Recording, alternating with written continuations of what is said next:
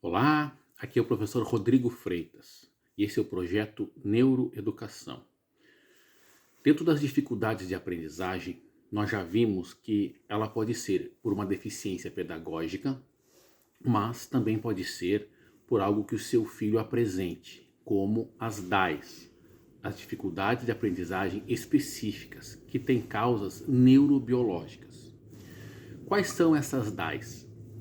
O seu filho pode apresentar, por exemplo, a dislexia, que é um problema voltado, vamos dizer de forma bem prática para que você entenda, ligados à matéria, né, o português, a gramática.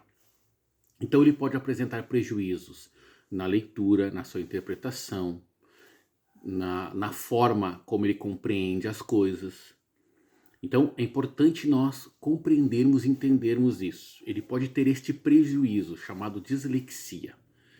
Então você vai entender que a dislexia, ela não vai só causar o problema nele no conteúdo, né, na matéria português.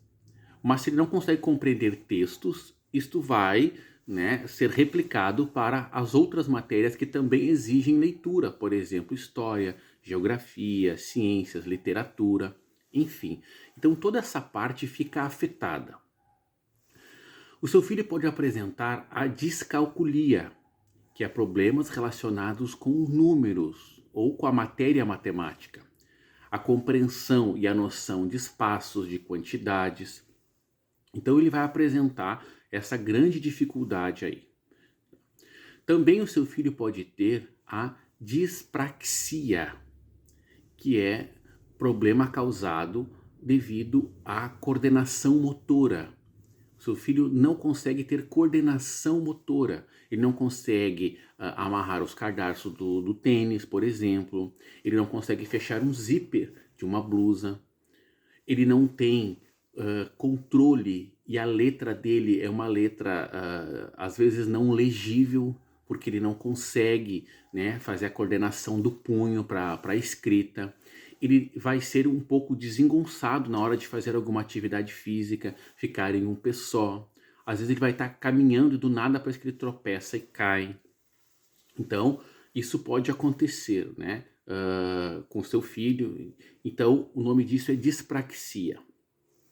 Ele pode apresentar também a disgrafia, que é quando uma parte ligada à dislexia, aonde o seu filho ele consegue ler, entender, compreender o texto e fala e se expressa muito bem, mas na hora de escrever ele não consegue escrever. Ele copia errado, ele troca as letras, enfim. Ele não consegue colocar no papel, né, aquilo que ele está pensando, aquilo que ele está falando. Então esta é a disgrafia. Obviamente que os mais conhecidos também, né, é o TDAH, a criança que não consegue manter a atenção, que não consegue manter o foco, né, nas atividades. Ela pode ser um pouco hiperativa, ela pode não conseguir ficar sentada quieta na cadeira, ela fica às vezes se balançando as pernas, qualquer coisa ela levanta, ela não domina parte dos seus impulsos. Então é uma criança que apresenta então o TDAH.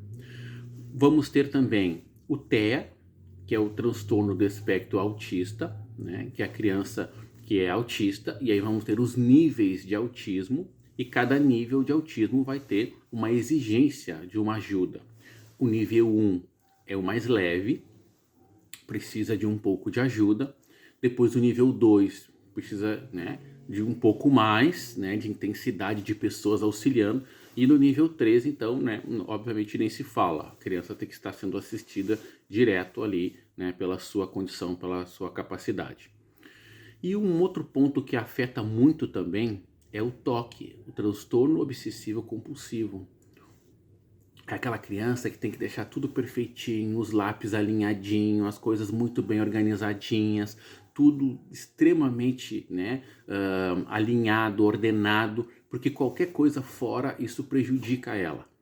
Ou então a criança dentro do toque também tem aqueles pensamentos que todo mundo não gosta dela, que preferem fazer com outros amiguinhos ou com outros colegas uma atividade e não com ela. Ela se sente sempre rejeitada, não é amada pelas pessoas. E isso acaba então prejudicando ela no seu desenvolvimento escolar e no seu relacionamento com os outros colegas. Então, essas são as principais dificuldades de aprendizagem. É importante que você tome conhecimento para que você possa observar o seu filho e os seus alunos, né, e possivelmente tomarem as melhores medidas, né, as intervenções, os trabalhos corretos para que a gente possa desenvolver bem essa criança e esse jovem.